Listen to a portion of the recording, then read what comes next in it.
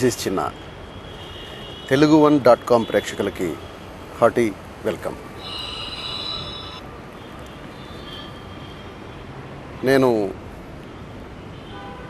నెల్లూరు జిల్లా వాకాడు అనే గ్రామంలో 1965లో పుట్టాను.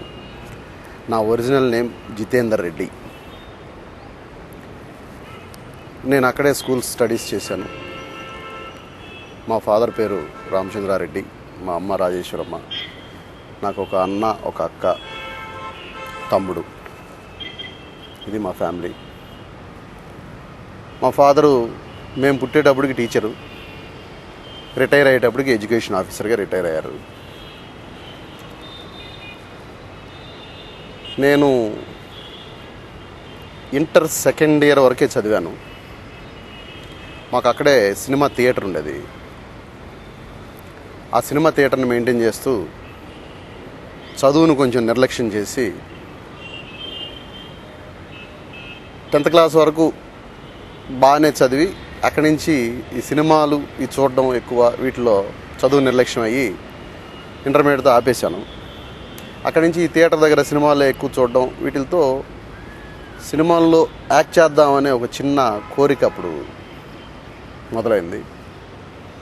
ఆ కోరికతో ఏం చేద్దాం అనుకుంటుండగా విజయవాడలో ఎవరో కొత్త సినిమా తీస్తున్నాం, ఆర్టిస్టులు కావాలని పేపర్లో యాడ్ ఇస్తే ఆ యాడ్ పట్టుకుని విజయవాడకి వెళ్ళిపోయి 85 అనుకుంటా ఒక 2500 రూపాయలు మోసపోయి తిరిగి వచ్చాను. ఆ తర్వాత 86లో మధుసూదన్ రావు గారు Madhu film and TV acting institute advertisement చూసి అందులో చేరితే ఆర్టిస్ట్ అయిపోయినట్టే అనుకుని దానికి అప్లికేషన్ వేసి యాక్టింగ్ కోర్సులో జాయిన్ అయ్యాను. యాక్టింగ్ కోర్సులో జాయిన్ అయ్యాక దాని మీద చాలా ఇంట్రెస్ట్తో ఇన్స్టిట్యూట్లో గోల్డ్ మెడల్ సాధించే అంత పట్టుదలతో అటు ప్రాక్టికల్స్లో కానీ ఇటు థియరీలు కానీ కష్టపడి చంద్రబాబు నాయుడు గారి చేతుల మీదుగా గోల్డ్ మెడల్ కూడా తీసుకున్నాను. 87లో ఇన్స్టిట్యూట్ అయిపోయింది. 87 జూన్లో ఇన్స్టిట్యూట్ అవుతానే యాక్టర్లు అయిపోయినట్టు ఫీలింగ్ అనమాట. ఇమీడియట్గా రెండో రోజే ఇన్స్టిట్యూట్ సర్టిఫికేట్ తీసుకొని మెడ్రాస్ బయలుదేరేసాము. అక్కడికి వెళ్ళి మెడ్రాస్ కూడా నాకు నెల్లూరు దగ్గర అయినా కానీ మెడ్రాస్ ఎక్కువ టచ్ లేదు. అంతా కొత్తగా ఎత్తుకుంటున్నాం. కాకపోతే మాకంటే ముందు ఫిల్మ్ ఇన్స్టిట్యూట్ వాళ్ళు వెళ్ళిన వాళ్ళు ఆల్రెడీ అక్కడ సెటిల్ అయి ఉండడం వల్ల వాళ్ళతో కలిసి ఏదో వాళ్ళ రూముల్లో ముందు అసలు తలదాచుకోవడానికి ఒక ప్లేస్ అంటూ చూసుకుని ప్రయత్నాలు ప్రారంభిద్దామని వెళ్ళాం. రెండో రోజే ఏదో నేను అలా ఒక స్ట్రీట్లో నడిచి వెళ్తూ ఉంటే బాగా జనం అంతా గుమిగూడున్నారు. ఏంటనంటే మహర్షి అనే సినిమా కొత్త వాళ్ళని పెట్టి వంశీ గారు తీస్తున్నారు, కొత్త ఆర్టిస్టులకి ఇంటర్వ్యూలు జరుగుతున్నాయని చెప్పన్నారు. అక్కడి నుంచి గబగబా పరిగెత్తుకెళ్ళి రూమ్కి ఒక 4 స్టిల్స్ పట్టుకుని కరెక్ట్గా గేట్లోకి ఎంటర్ అవుతున్నాను. నా ఫస్ట్ అనుభవం అది. వంశీ గారు ఎదురయ్యారు. నమస్తే సార్, నేను ఆర్టిస్ట్ అండి అన్నాడు. ఆయన కసిరిన కసురుడికి జీవితంలో ఇంకా ఆర్టిస్ట్గా ట్రై చేయకూడదు అన్నంత విరక్తి కలిగిందన్నమాట. వెళ్ళిపో బయట ముందు వెళ్ళిపోను అన్నాడు. ఇదేంట్రా ఇలా జరిగింది అనుకుని అప్పటి నుంచి ఈయన ఫోటోలు పట్టుకుని తిరగడం చేయడం 6 నెలలు తిరిగాను. ఏదో ఒక చిన్న నెగిటివ్ థాట్ కొడుతూ ఉంది. ఇంట్లో వాళ్ళు సంపాదించిన డబ్బు కాజేస్తున్నామేమో, ఇది మనకి సూటబుల్ కాదేమో. ఎందుకంటే ఇది ఒక మహాసముద్రం. ఇక్కడ ఆర్టిస్ట్గా మీరు ఫలానా కదా అని గుర్తింపు తెచ్చుకోవడం అనేది పూర్వజన్మ సుకృతం. అంత గుర్తింపు రావడం అనేది it's not easy thing cinema ఫీల్డ్లో. ఇక్కడ వచ్చిందంటే అది ప్రపంచం మొత్తం, ఒక ఆంధ్ర కాదు, ఇండియా కాదు, ప్రపంచం మొత్తం తెలుస్తుంది. నేను మొన్న బ్యాంకాక్ వెళ్తే బ్యాంకాక్ ఎయిర్పోర్ట్లో కూడా ఎవరు వచ్చిన ఆటోగ్రాఫ్ అడిగారు. పెడితే ఆ షాప్ ఓనర్ అడుగుతున్నారు, వై హీఈస్ టేకింగ్ ఆటోగ్రాఫ్ అని అంటే I'm a film actor in India అని చెప్పారు. అలా అలా ఉంటుంది ఈ సినిమా ఇదనేది. ఇది మనకి కుదిరే పనిలా లేదు, అనవసరంగా ఇంటి దగ్గర నుంచి డబ్బు తెచ్చి కాజేస్తున్నాం అని చెప్పి డిసైడ్ అయ్యి ఇంటికి వెళ్ళిపోయా. ఇంటికి వెళ్ళిపోయిన సమయంలో అందరూ డిస్కరేజ్ చేశారు. మెడ్రాస్లో ఉన్న మా పెదనాన్న, మా ఇంట్లో మా బ్రదర్సు, వీళ్ళందరూ కూడా డిస్కరేజ్ చేస్తే మా ఫాదర్ మాత్రం నన్ను ఎంకరేజ్ చేసి, నువ్వు వెళ్ళు, నీకేం డబ్బు కావాలో నేను పంపిస్తాను, ప్రయత్నం చేయను. అక్కడి నుంచి శ్యాంప్రసాద్ రెడ్డి గారికి పరిచయం ఉన్న ఒక వ్యక్తిని, శ్యాంప్రసాద్ రెడ్డి గారిది కూడా నెల్లూరు కావడం వల్ల ఆయన ద్వారా శ్యాంప్రసాద్ రెడ్డికి రికమెండ్ చేయించి శ్యాంప్రసాద్ రెడ్డి గారి దగ్గరికి వచ్చి అప్పుడే అంకుశం సినిమా స్టార్ట్ చేయబోతున్నారు ఈ మాదిర అని చెప్పాక ఆయన సరే చూద్దామని చెప్పి ఆ అంకుశం షూటింగ్ జరిగిన రోజులు వాళ్ళతోటి తిరుగుతూ హైదరాబాద్, మెడ్రాస్ నుంచి హైదరాబాద్ వచ్చి ఒక చిన్న వేషం ఎలాగోలా ఒక 6 నెలల తర్వాత వేశాను. కోడి రామకృష్ణ గారు వెంటనే ఇంప్రెస్ అయ్యారు. ఇంప్రెస్ అయ్యి అబ్బాయిని ఉంచండి, ఏదో విలన్ కొడుకులాగా ఒకటి క్రియేషన్ అనుకుంటున్నాం, ఈ అబ్బాయినే పెడితే పోతుంది అని ఒక 10-15 రోజులు ఆపాక మళ్ళీ కాదు అలా కుదరట్లేదు, పంపించేసేయండి అన్నారు. పంపించేసేయండి అనగానే ఆ రోజు నైటు నన్ను ట్రైన్ ఎక్కించి మెడ్రాస్ పంపించారు. తెల్లారి ఉదయాన్నే మెడ్రాస్లో దిగాను. దిగి సాయంత్రం ఏదో పడుకుని ఈవినింగ్ అలా పాండి బజార్కి భోజనం చేద్దామని వస్తే ఇప్పుడు డబ్బింగ్ ఇన్ఛార్జిగా పనిచేస్తున్నాడు అంజుబాబు అని. అతను వచ్చి ఈ మాదిరి రామ్ గోపాల్ వర్మ అని కొత్త డైరెక్టరు ఇంటర్వ్యూస్ చేస్తున్నారు, రేపు ఉంటారు, మళ్ళీ వెళ్ళిపోతున్నారు, మీరు ఒకసారి వెళ్ళి కలవండి అని నాకు కాదు ఇంకెవరికో చెప్తున్నాడు. ఇంకెవరికో చెప్తుంటే విని సరే అనుకున్నాను. మార్నింగ్ రూమ్లో పడుకొని ఉంటే వాళ్ళు నా రూమ్మేట్స్, వాళ్ళిద్దరు రెడీ అయ్యి ఆల్బమ్స్ తీసుకొని వెళ్తున్నారనమాట. ఎక్కడికి రానా, నేను అప్పటికి నిద్రలేవాల. ఈ మాదిరి అన్నపూర్ణ ఆఫీస్కి వెళ్తున్నా అంటే ఒక 5 minutes నేను కూడా రెడీ అయ్యి వచ్చేస్తానని చెప్పి రెడీ అయ్యి ముగ్గురం వెళ్ళాం. వాళ్ళు బాగా ఒక 100 ఫోటోలు ఆల్బమ్ తీసుకొచ్చారు. నేను ఎప్పుడో తీయించుకున్న ఒక్క ఫోటో అదే తీసుకెళ్ళాను. ఆఫీసులోకి వెళ్ళాం. ఆయన రూమ్లోంచి బయట వచ్చి నేను రామ్ గోపాల్ వర్మ ఈ మాత్రం డైరెక్ట్ చేస్తున్నాను అన్నాడు. సరే సార్ అని కూర్చొని వాళ్ళిద్దరి ఆల్బమ్స్ అన్ని చూశాడు. నా ఒక్క ఫోటోని తీసుకుని అది కొంచెం టిపికల్గా ఉంటుంది ఆ ఫోటో, అలాగే ఆ ఫోటోని చూస్తూ కొద్దిసేపు కూర్చున్నాడు. సరే నేను కబుర్ చేస్తాను, ఏ ఆఫీస్కి వెళ్ళినా ఇదే మాట, మామూలుగా రెగ్యులర్గా జరిగే మాటే. మెడ్రాస్ చోళా హోటల్ దగ్గర ఆఫీస్ ఉండేది అన్నపూర్ణ వాళ్ళది. సరే అక్కడి నుంచి బయట వచ్చేసి మెల్లగా నడుచుకుంటూ ఆ మెయిన్ రోడ్కి వచ్చి ఆటో ఏదో ఎక్కుదామని చెప్పి వెళ్తుండగా ఆఫీస్ బాయ్ పరిగెత్తుకుంటూ వచ్చాడు. సార్ మిమ్మల్ని డైరెక్టర్ గారు ఒకసారి రమ్మన్నారు అని. సరే అక్కడి నుంచి మళ్ళీ వెళ్తే ఆయన లోపలికి రమ్మని పిలిచారు. పిలిచి మీరు ఏదైనా సీన్ చేయగలరా అని అన్నాడు. తప్పకుండా చేస్తాను సార్ అన్న. చేస్తానని చేయండి అని అన్నాడు. సార్ నేను అలా కూర్చొని చేయొచ్చా అని అడిగా. ఆయన తర్వాత చెప్పాడు, నన్ను సెలెక్ట్ చేసిన తర్వాత నేను కొన్ని 100 మందిని ఇంటర్వ్యూ చేశానయ్యా, అందరూ ఏదో చెప్పమంటే వచ్చారు, డైలాగులు చెప్పేశారు, వెళ్ళిపోయారు, చూశాను.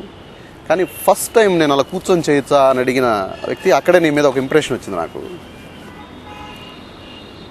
నేను ఇన్స్టిట్యూట్లో ప్రాక్టీస్ చేసిన ఒక సీన్ని ఎమోషనల్గా ఫీల్ అయ్యి అక్కడే ఏడ్ చేశాను అన్నమాట. బాగుందండి అని అన్నాడు. బాగుంది, బాగా చేశారు, నేను ఒకసారి ఇంకేదైనా చేయగలరా కొంచెం ఫెరోషియస్గా అని అన్నాడు. ఇంకొకటి కూడా చేశా. ఓకే నేను కబుర్ చేస్తాను చూద్దామని అన్నాడు. సరే ఒక చిన్న హ్యాపీ, ఏదో మరీ వెళ్ళిపోమనకుండా వెనక్కి పిలిచి మాట్లాడారని చెప్పి. అక్కడి నుంచి తర్వాత కూడా తెలిసిన విషయం ఏంటంటే దానికి శివనాగేశ్వరరావు కో డైరెక్టర్. రాము గారికి ఆయన చెప్పిన మ్యాటర్ ఏంటంటే ఇవన్నీ తర్వాత మనం పిక్చర్లోకి వచ్చినాయి. వాడు ఆ ఇన్స్టిట్యూట్లో సంవత్సరం రోజులు ఈ సీనే ప్రాక్టీస్ చేసి ఉంటాడు, నీ ముందు అది చేశాడు, ఆ డెఫినెట్గా నీ క్యారెక్టర్ని జరగొడతాడు అని పెట్టుకున్నావు అంటే వాడి మీద నాకు ఇంప్రెషనే లేదని చెప్పాడు. సరే ఇలాంటివన్నీ ఒక్కొక్కసారి ఆర్టిస్ట్కి బ్యాడ్ కూడా, ఎందుకంటే ఒక ఇంప్రెషన్ కలిగాక దాని నుంచి బయట రావాలంటే చాలా టైం పడుతుంది. ఓకే, ఆయన ఒపీనియన్ ఆయన చెప్పాడు. ఆ టీం వాళ్ళది, వాళ్ళే డిస్కస్ చేసుకుంటారు కానీ మనకి పిలవరుగా. ఆ విషయం తర్వాత తెలిసింది నాకు. రూమ్లో ఉన్నాను, రంగరాజపురంలో బ్యాచులర్ రూమ్, అందరం 150 రూపాయలు వేసుకుని అద్దెకుండేవాళ్ళం. మార్నింగ్ అన్నపూర్ణ స్టూడియో నుంచి కారు వచ్చింది, మిమ్మల్ని తీసుకురమ్మంటున్నారండి నేను. అది ఇంకొక స్టెప్, ఆనందానికి ఇంకొక మెట్టు అన్నమాట. అక్కడి నుంచి వెళ్ళాక ఒకటేంటంటే రాము గారిలో ఉండేది ఇప్పుడు నేను కూడా ఫాలో అయింది నా సినిమాకి. తను ఒక డెసిషన్ తీసేసుకుని అందరి సలహాలు అడుగుతాడు. ఆ సలహాలు ఎంతవరకు ఉపయోగించుకోవాలో అంతవరకే తీసుకుంటాడు. తన డెసిషన్ అనేది మైండ్లో ఉంటుంది, అలాగే నా డెసిషన్ అనేది కూడా నా మైండ్లో ఉంటుంది. నేను తీయాలనుకున్నది, నేను చేయాలనుకున్నది నా మైండ్లో ఉంటుంది. అందరి సలహాలు తీసుకుంటా, అందరినీ అడుగుతా, వాళ్ళని ఇంప్రెస్ చేయడానికి ట్రై చేస్తా. అట్ ది సేమ్ టైం నా డెసిషన్ క్లియర్ అయిపోయి ఉంటుంది. నేను మీకు ఒక క్యారెక్టర్ అనుకుంటున్నాను, ఆ క్యారెక్టర్కి ఆల్రెడీ ఇంకొక వ్యక్తిని బుక్ చేసినాను, అతన్ని తీసేసి మిమ్మల్ని పెట్టాలనుకుంటున్నాను. మీరు నా క్యారెక్టర్కి న్యాయం చేయగలరా లేదా అనేది ఇంకా క్లారిఫై కావట్లేదు నాకు.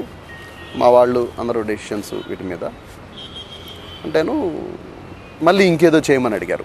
అక్కడ కొంచెం ఆ 2 రోజుల్లో కొంచెం ఇంటిమసీ, ఇద్దరి మధ్య రిలేషన్షిప్ ఒక 3-4 సార్లు మాట్లాడడం వల్ల పెరిగింది. అలా ఇంకొక రోజు కూడా వెళ్ళాను, మళ్ళీ ఇంకేదో చేయించి మీరు కన్ఫామ్ అండి ఈ వేషానికి అని చెప్పేశారు. మీరు ఈ వేషానికి కన్ఫామ్, ఫిబ్రవరి 16 ఓపెనింగ్ సినిమా, మీరు ఒక ఫిబ్రవరి 12, 13 తారీఖుల్లో హైదరాబాద్కి వచ్చేయండి అని చెప్తే సరే అండి అనుకున్నాను. అక్కడికి వెళ్ళాక కూడా శనాశ్వరరావు గారు వెనక ఈ డిస్కషన్ జరుగుతూనే ఉంది, ఈ ఆర్గ్యుమెంట్లోనే ఉన్నారు వాళ్ళు.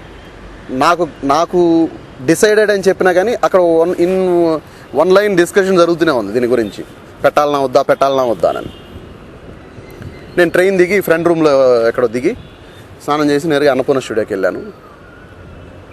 నేరుగా గార్డెన్లోకి వెళ్తే శివనాగేశ్వరరావును రాము గారు నడుచుకుంటూ వస్తున్నారు.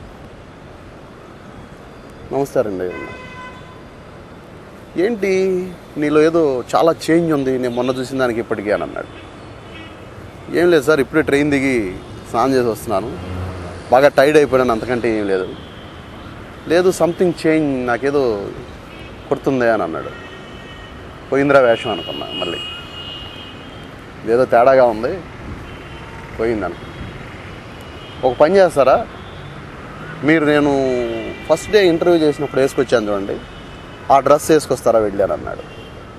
వేసుకొస్తాను సార్ అని మళ్ళీ వెళ్ళి రూమ్కి వెళ్ళి ఉన్న డ్రెస్ తీసేసి ఆ డ్రెస్ వేసుకొని మళ్ళీ వచ్చాను. వచ్చా కూడా ఓకే అనుకుని ఆ రోజు నుంచి 2 రోజులు చక్రవర్తి, నేను వీళ్ళందరం వీడియో షూట్స్లో పాల్గొన్నాం.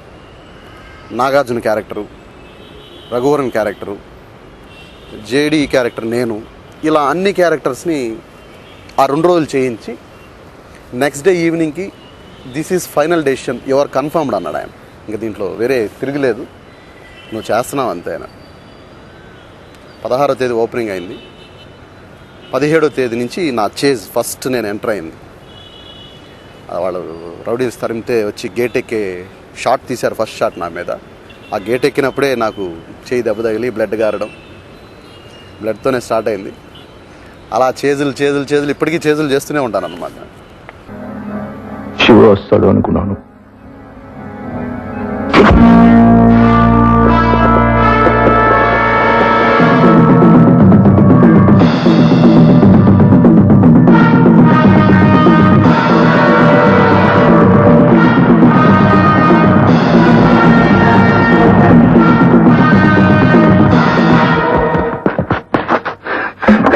ఫోన్ ఉందా? లేదు.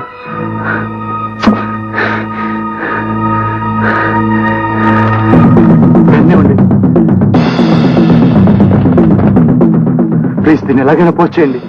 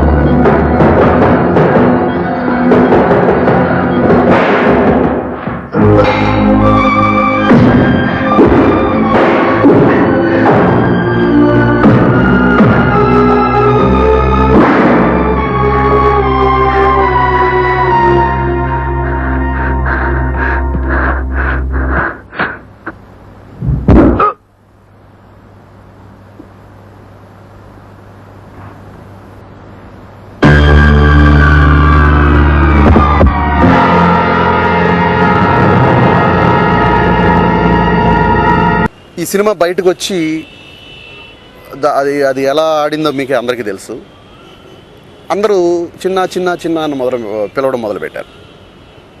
ఎందుకంటే దాంట్లో పర్టికులర్గా చిన్న రాడ్ శ్రీరామ్ అనడం, ఆ చిన్న అనే దాన్ని ఎక్కువ సంబోధించడం, ఇంట్రడక్షనే వీడి పేరు, వీడు చూడడానికి పొడుగ్గా ఉంటాడు కానీ వీడి పేరు చిన్న అని చెప్పడం, ఆ పేరు బాగా జనాల్లోకి వెళ్ళి బయటకు వస్తే నన్ను అందరూ అలా పిలవడం మొదలుపెట్టారు. సరే, పేరు కూడా మంచి పేరు. అప్పటికే చిరంజీవి గారు సక్సెస్ అయినారు, చీతోటే స్టార్ట్ అవుతుంది. నా పేరు చిన్న కాదు, నా పేరు జితేందర్ రెడ్డి అని మళ్ళీ చెప్పుకుని వాళ్ళందరికీ ఈ పేరు వాళ్ళ మనసులోకి పంపించి ఇదంతా ఎందుకు చిన్నగానే ఉండిపోదామని అప్పుడు డెసిషన్ తీసుకుని చిన్నగా పేరు మార్చుకున్నాను. దాని తర్వాత హిందీ శివ చేశాను ఇమ్మీడియట్గా ఆయన దగ్గరే. హిందీ శివ షూటింగ్ జరుగుతుండగా నా సినిమా కెరియర్కి బేస్మెంట్ శివ అయితే అండి, మిగిలిన బిల్డింగ్ అంతా పుట్టింటి పట్టుచారండి ఈ ఫస్ట్ నా 2 సినిమాలు. ఆ 2 సినిమాలే ఈ రోజుకి నన్ను ఇప్పుడు జనం ఎవరన్నా గుర్తుపడుతున్నారన్నా, ఇండస్ట్రీ ఆదరిస్తుందన్నా ఆ 2 సినిమాలే బేస్. మిగిలినన్ని వచ్చాయి, అన్నీ వచ్చాయి, సక్సెస్ మీద సక్సెస్ ఒకటొకటి వస్తూ ఉంటాయి. ఇప్పుడు ఎన్ని సంవత్సరాలైనా చిరంజీవి గారికి ఖైదీ ఎలాగో, నాగార్జున గారికి శివ ఎలాగో, ఇంకా అలా కొన్ని మిగిలిపోతాయి కొన్ని సినిమాలు. పుట్టింటి పట్టుచీరలో వేషం వేయడానికి కూడా ఆయనే కారణం. హిందీ శివ షూటింగ్ జరుగుతుండగా దాన్ని మొత్తం సురేష్ బాబు ఇన్ఛార్జ్, నాయుడు గారు అబ్బాయి సురేష్ బాబు గారు ఇన్ఛార్జి, వాళ్ళ ఆధ్వర్యంలోనే సినిమా జరిగింది. టీనా ఫిలిమ్స్ కృష్ణమూర్తి గారని ఆయన వీళ్ళకి మొత్తం అప్పచెప్పి సబ్జెక్ట్ని అంతా మీరే మెయింటైన్ చేయండి అని చెప్పాక సురేష్ బాబు హిందీ శివ సెట్కి వచ్చారు. ఏం చేస్తున్నారు ఏంటంటే ఈ మాదిరి ఆ సినిమా ఇలాంటి క్యారెక్టర్ అంటే మరి ఆ బ్రదర్ క్యారెక్టర్ ఎవరు చేస్తున్నారు అని ఇంకొక ఆర్టిస్ట్ని, ఇప్పుడున్న ఫెమిలియర్ ఆర్టిస్ట్ని బుక్ చేస్తున్నారు. పలానా వ్యక్తి చేస్తున్నా అంటే మన చిన్నాన్ని పెట్టచ్చు కదా, ఒకసారి రమ్మనండి అని అన్నాడు. వచ్చాను. మెడ్రాస్ ఎప్పుడు వస్తున్నారు అని అన్నాడు. ఇక్కడ హైదరాబాద్లో షూటింగ్ నడుతుంది, ఇంకొక 3-4 డేస్లో మెడ్రాస్ వస్తున్నాను సార్. వచ్చిన వెంటనే ఆఫీస్కి ఒకసారి వచ్చి కలవండి అని అన్నాడు. వెళ్ళిన వెంటనే వెళ్ళాను. ఒక గుజరాతీ ఫిలిం క్యాసెట్ ఇచ్చారన్నమాట. క్యాసెట్ ఇచ్చి ఈ సినిమా చూడండి అన్నారు. తీసుకెళ్ళి ఆ సినిమా చూశాను. మంచి క్యారెక్టర్. ఆ క్యాసెట్ తీసుకొచ్చి ఇవ్వడానికి వస్తే డేట్లను అడ్వాన్స్ ఇచ్చి పంపించారు. అప్పటికే వాళ్ళు డిసైడెడ్ ఆ వ్యక్తిని తీసేసే నన్ను పెట్టారు దాంట్లో కూడా మళ్ళీ. అలా ఆ 2 స్ట్రాంగ్ పిక్చర్స్, ఇది సూపర్ హిట్, అది సూపర్ హిట్, అలా నా కెరీర్ స్టార్ట్ అయింది. Hi folks. Hi. Meet mister Shiva. ఇవాళే కాలేజీలో చేరాడు, ఇప్పుడు మన గ్యాంగ్ లో చేరుతున్నాడు.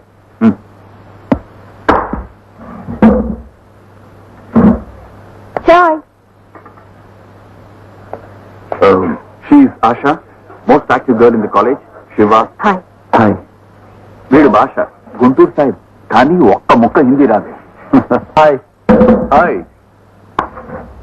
వీడు చూడ్డానికి పొడుగ్గా ఉంటాడు కానీ పేరు చిన్న, ఆవేశం ఎక్కువ. ఇక వాడు మోస్ట్ ప్రిన్సిపల్ ఫెలో నా గ్యాంగ్, నరేష్. వీడు గాల్ రవి.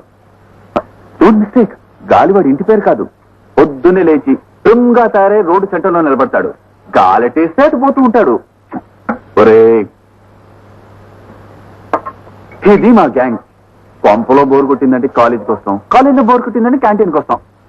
కొట్టేనా ఏంట్రా?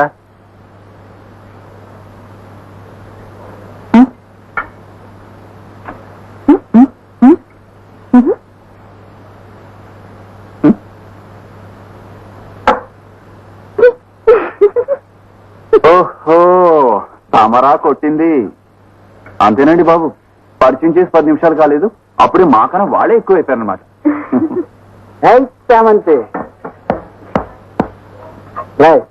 సమోసేరా మీ హిసాబు 200 సార్. పైసలు లేకుండా ఇయ్యద్దని చెప్పింది మా సార్.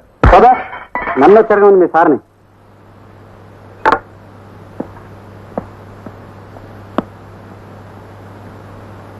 ఈ జేడీ గారికి ఇంక రోజు రోజుకు పొగరెక్కువ అవుతుందిరా. వాళ్ళ గొడవ మనకెందుకురా? ఏంటి పెద్దానికి మనకెందుకంటావు? ఆ కుర్రాడు మీద దాదాగిరి వాడికి. ఇలా పెద్దానికి మనకెందుకు అనుకుంటే రేపు ఏదో రోజు మన ఎత్తినేస్తాడు. ఒరే, ఇలా వాళ్ళతో గొడవ పెట్టుకున్నందుకే కదా ఆనందం వాడిని కొట్టారు. ఫస్ట్ క్లాస్ స్టూడెంట్స్ ఇవా. ఏడీ ఎవరో అమ్మాయిని ఏడిపిస్తుంటే అడ్డుపడ్డారు అంతే. కాలేజ్ నుంచి ఇంటికి వెళ్తుంటే భవానీ మనుషులు గేట్ దగ్గర కాసి చెదకొట్టారు. పాపం వాళ్ళ పేరెంట్స్ భయపడిపోయి కాలేజ్ మనిపించారు. అయినా వాళ్ళు కూడా మనకి ఎందుకురా. యాదగిరి 2/4 టీ పంపించు. ఇలా చేస్తూ ఉండగా ఇతని చేత కామెడీ చేయిస్తే ఎలా ఉంటుందని గోపాలరెడ్డి గారికి కోడిరామకృష్ణ గారికి ఒక ఆలోచన వచ్చి తీసుకొచ్చారు. నాకు భయం వేసింది. అసలు కామెడీ అంటే ద టఫెస్ట్ జాబ్ కామెడీ. నవ్వడం ఈజీ, నవ్వించడం ఈజీ కాదు. ఎవరన్నా గబుక్కుని కింద పడిపోతే కూడా నవ్వుతాం, అది ఈజీ. నవ్వించడం అనేది అంత ఈజీ కాదు. ఈ మాదిరి మధురానగర్లోనే సినిమా చేస్తున్నాం, దాంట్లో క్యారెక్టర్ అనగానే నాకు నిజంగానే భయం వేసింది కామెడీ. నేను అంతకుముందు కోడిరామకృష్ణ గారితో అంకుశం చేసి ఉండడం వల్ల ఆయన వేరే షూటింగ్లకి వెళ్ళి ఆయన షూటింగ్ చేస్తున్న విధానం చూడడం వల్ల ఆయన చెప్పింది కొంచెం ఫాలో అయితే మనం ఏదైనా చేయగలం అనే ఒక కాన్ఫిడెన్స్ ఉండింది. ఆ కాన్ఫిడెన్స్తోనే సరే మనం ఒప్పుకోవడమేం కాదు, ఖచ్చితంగా ఒప్పుకోవాలి. నేను చేయలేనండి కామెడీ అని అంటే ఫస్ట్ 4 క్యారెక్టర్లో నా పేరే అనౌన్స్ చేశారు. ఆ సినిమా తర్వాత ఇంతవరకు సీరియస్ వేషం రాలేదండి. మళ్ళీ ఎప్పుడైనా ఏదైనా వస్తే మొన్న మీసిరే బ్లాస్ట్ చేశాను. అలాంటివి ఏదన్నా మధ్యలో నిజంగా నా దగ్గర అలాంటివి చేయించుకోవాలనుకునే వాళ్ళు, బట్ అది కూడా ఎంజాయ్ చేశాను, కామెడీ కూడా. అలా సాగిపోతూ ఉంది. ఎప్పుడో అప్ అండ్ డౌన్స్ వస్తూ ఉంటాయి, ప్రతి దాంట్లో అప్ అండ్ డౌన్స్ ఉంటాయి. నా కెరీర్లో కూడా అప్ అండ్ డౌన్స్. ఒక 3 నెలలు ఖాళీగా ఉన్నాను, ఒక 6 నెలలు తీరిక లేనంత బిజీగా ఉన్నాను. డౌన్లోకి వచ్చినప్పుడు ఏంటా మనం ఏమన్నా అయిపోయిందా మన పీరియడ్ అనే ఒక చిన్న భయం ఉంటుంది. ఎందుకంటే నా లైఫ్ యాంబిషన్ ఏంటంటే జీవితాంతం యాక్ట్ చేస్తూ ఉంటే చాలు. డబ్బు అనే దానికి కూడా పెద్ద ఇంపార్టెన్స్ ఇవ్వనండి, ఎంత ఇచ్చారు ఏంటని. ఈ రోజు వరకు నేను పనిచేసిన ఏ నిర్మాతని నాకు ఇంత కావాలి అని అడగలేదండి. మీరు ఎంత ఇస్తారు అని అడిగానే కానీ ఏదైనా మరీ తక్కువ ఇస్తానంటే కాదు సార్ ఇలా ఇవ్వండి, లేదండి మేము ఇలాగే చేస్తున్నాం అంటే ఓకే సార్, దానికి కూడా ఐ అగ్రీ. నా లైఫ్ యాంబిషన్ జీవితాంతం యాక్ట్ చేస్తూ ఉండాలి. ఇప్పుడు డైరెక్షన్ కూడా చేశాను కాబట్టి ఏదో ఒక జాబ్లో ఫిల్మ్ ఇండస్ట్రీలో ఉండాలి.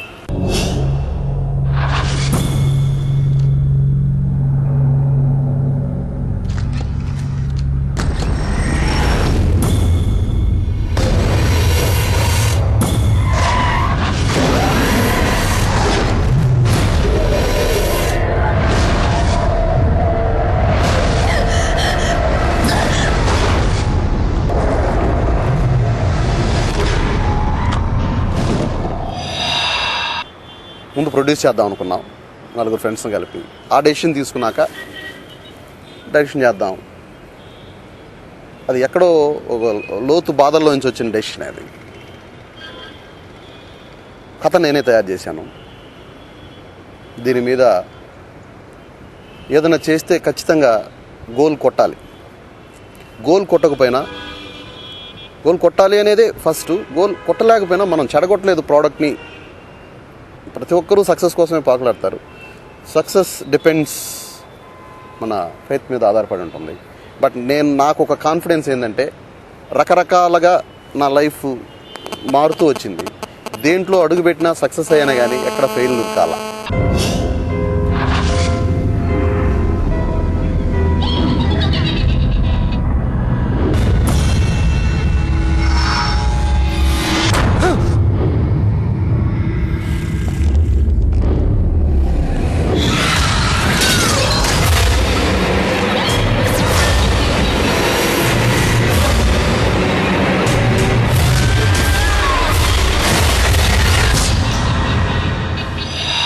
నేను ఇప్పటివరకు డిఫరెంట్ స్టేజెస్లో ఏది చేసినా కానీ ఫెయిల్యూర్ కాలేదు కాబట్టి ఇక్కడ కూడా ఫెయిల్ కాను అనే కాన్ఫిడెన్స్ కూడా ఉంది. చాలా నాకు కొంత ఈ 6 సెన్సెస్ కూడా కొన్ని పనిచేస్తున్నాయి. కొన్ని యాదృచ్ఛికంగా జరిగిన ఈ సినిమాలో సంఘటనలు ఇలాంటివన్నీ 100% ఫెయిల్ కాను అనే కాన్ఫిడెన్స్ అయితే ఉంది. దీనికి కథ నేనే, మాటలు నేనే రాశాను, స్క్రీన్ ప్లే, డైరెక్షన్, యాక్ట్ చేశాను, ప్రొడ్యూస్ చేశాను. ఫైనల్గా సాంగ్స్ కూడా నేనే పిక్చరైజ్ చేశాను. దిల్ రాజు గారు అన్నారు మొన్న, ఒక నిర్మాతగానే మాకు చేయడానికి బడ్డన్ అయిపోతుంది. 6-7 జాబులు చేశారంటే డెఫినెట్గా చాలా కష్టపడి ఉంటారంటే 100% కష్టపడ్డా. ఈ రోజుకి సరిగా నిద్రపోయి 7 నెలలు అయింది. కసి చేయాలి, సక్సెస్ చేయాలి. డెఫినెట్గా ఆ ఇంట్లో మంచి సినిమా వద్దనే అనుకుంటున్నాను.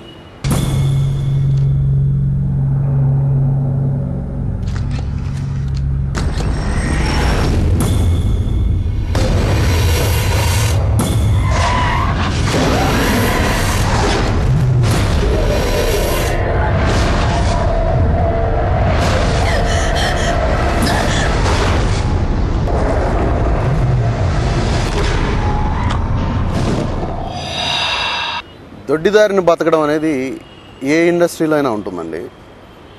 ఎక్కడైనా ఇప్పుడు బియ్యంలో రాళ్ళు ఉంటాయి,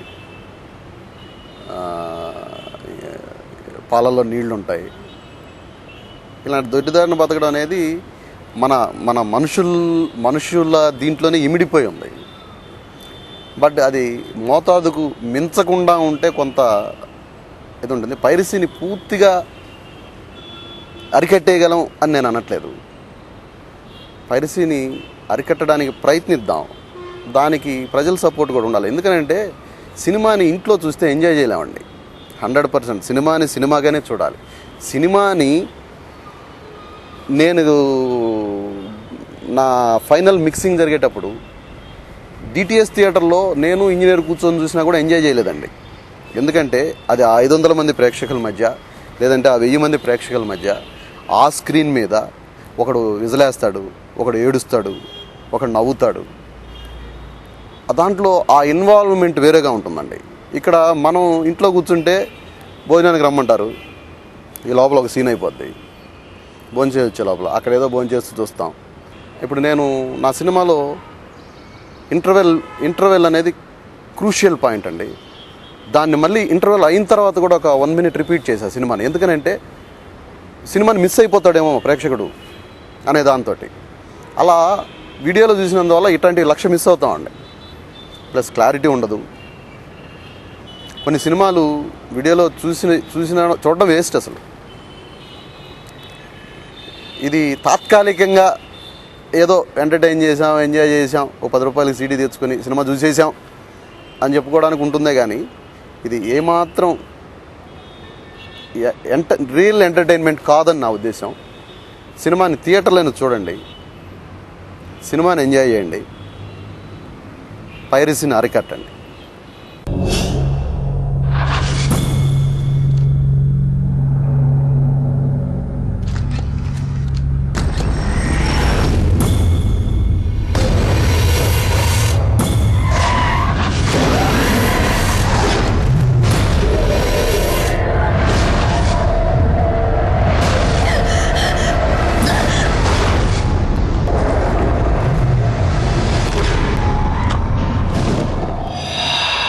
ఇప్పటివరకు నన్ను యాక్టర్గానే చూశారు. ఇక మీదట డైరెక్టర్గా చూడబోతారు. అలా చూస్తూ ఉంటారో ప్రేక్షకులు నన్ను ఆదరించే దాన్ని బట్టి ఉంటుంది. I hope. Thank you.